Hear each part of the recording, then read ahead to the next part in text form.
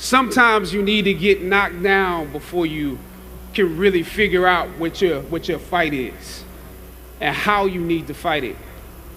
Throughout ancient times, institutions of learning have been built on top of hills to convey that great struggle is required to achieve degrees of enlightenment. Each of you had your own unique difficulties with the hill. For some of you, the challenge was actually academics. When you hear the words magna cum laude, you know that's not you.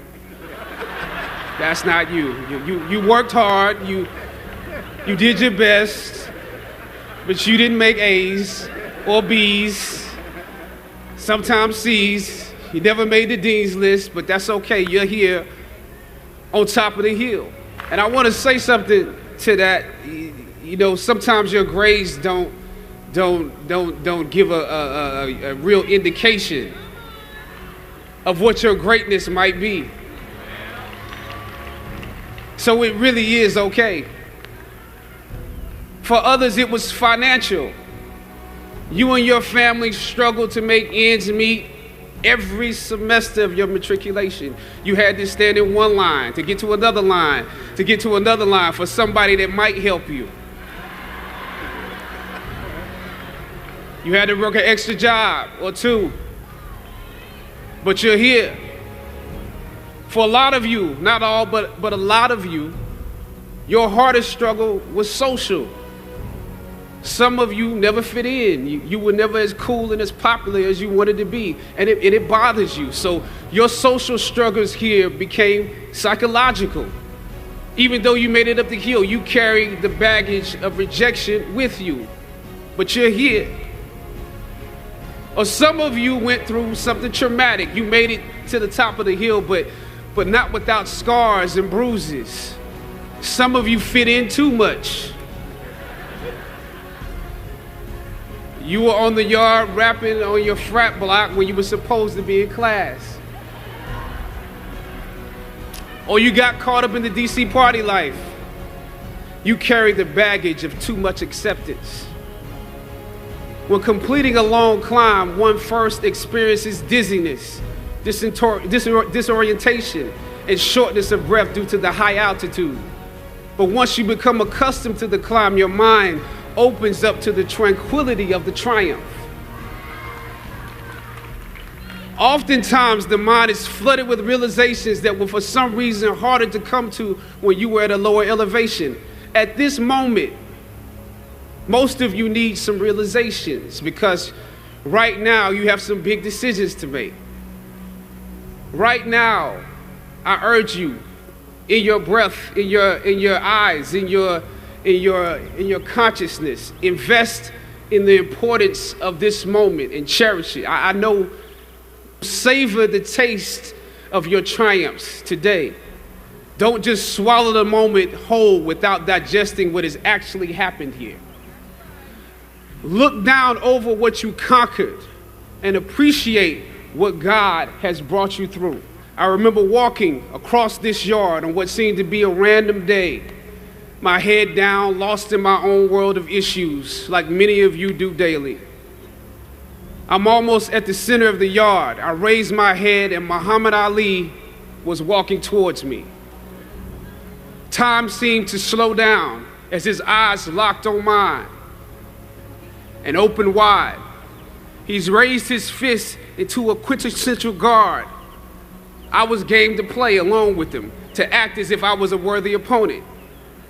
What an honor to be challenged by the GOAT, the greatest of all time, for a brief moment.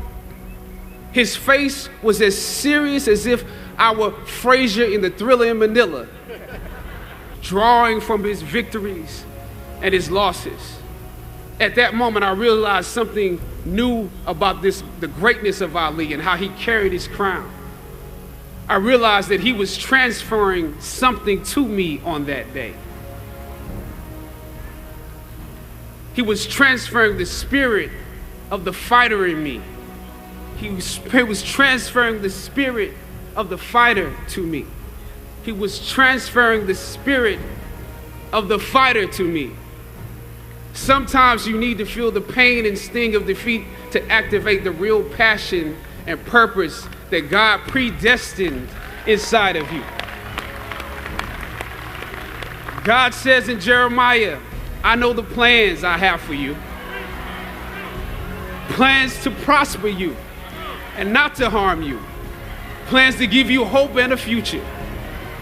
When you have reached the hilltop and you are deciding on next jobs, next steps, careers, further education, you would rather find purpose than a job or a career.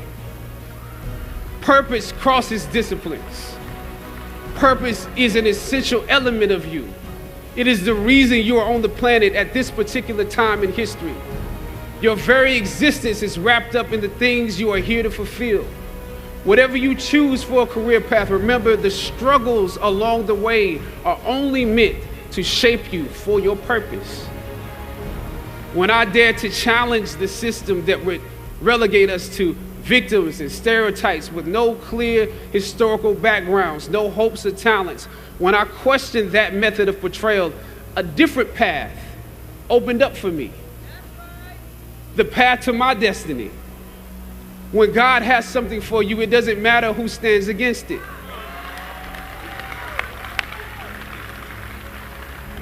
God will move someone that's holding you back away from a door and put someone there who will open it for you.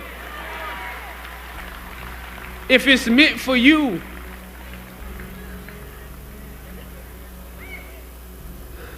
I don't know what your future is, but if you're willing to take the harder way, the more complicated one, the one with more failures at first than successes, the one that has ultimately proven to have more meaning, more victory, more glory, then you will not regret it.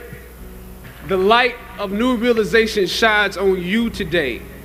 I was on a roll when I entered the system of entertainment, theater, television, and film. In my first New York audition for a professional play, I landed the lead role. From that play, I got my first agent. From that agent, I got an on-screen audition. It was a soap opera. It wasn't Third Watch. It was a soap opera on a major network. I scored that role too. I felt like Mike Tyson when he first came on the scene, knocking out opponents in the first round. With this soap opera gig, I was already promised to make six figures, more money than I had ever seen. I was feeling myself. But once I got the first script, and with soap operas, you very often get the script the night before and you shoot the whole episode in one day with little to no time to prepare. Once I saw the role I was playing, I found myself conflicted. The role wasn't necessarily stereotypical.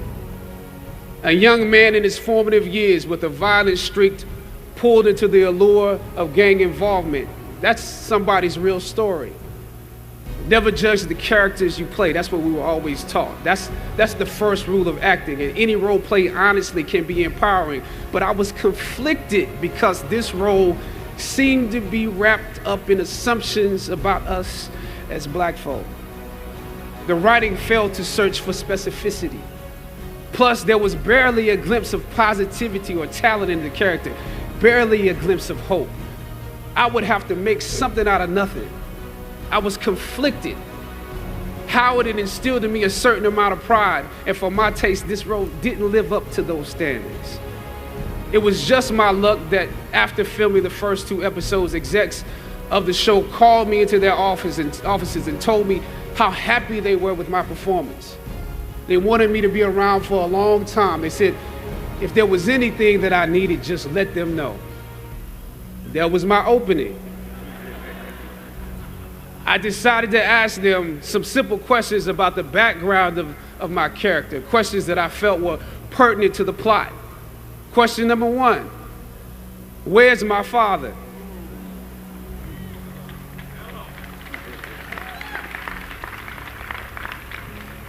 The exec answered, well, he left when you were younger. Of course. Okay. Question number 2. If in this script, it alluded to my mother not being equipped to operate as a good parent. So why exactly would my little brother and I have to go into foster care? Matter of factly, he answered, well, of course, she's on heroin. That could be real, I guess. But I didn't want to assume that's what it was. If we're around here assuming that the black characters in the show are criminals on drugs and deadbeat parents, then that would probably be stereotypical, wouldn't it? That word stereotypical lingered. One of the execs pulled out my resume and began studying it. The other exec wore a smile, trying to live up to what they had promised me only a few moments before. If there's anything you need, just let us know. She said, as you have seen, things move really fast around here. But we are more than happy to connect you with the writers if you have suggestions.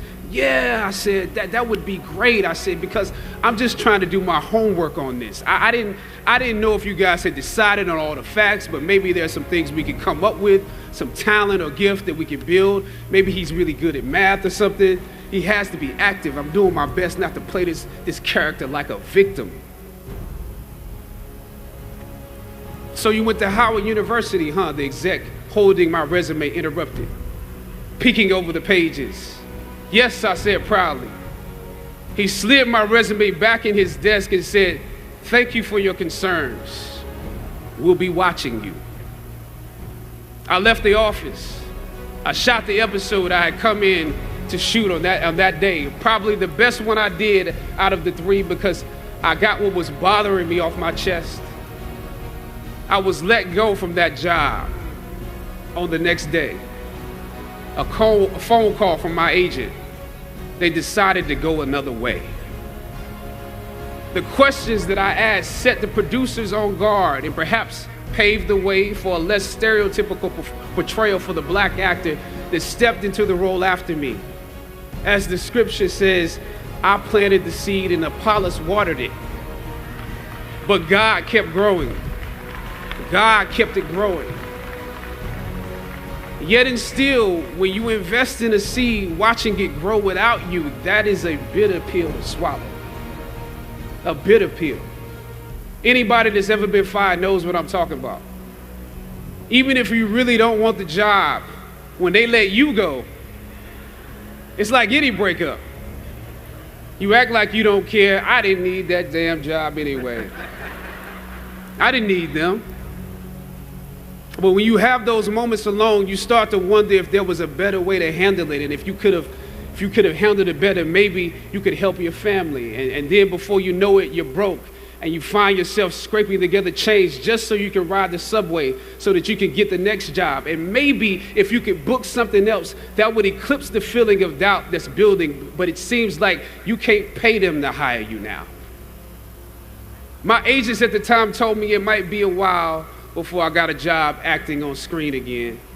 As you commence to your past, press on with pride and press on with purpose. God bless you.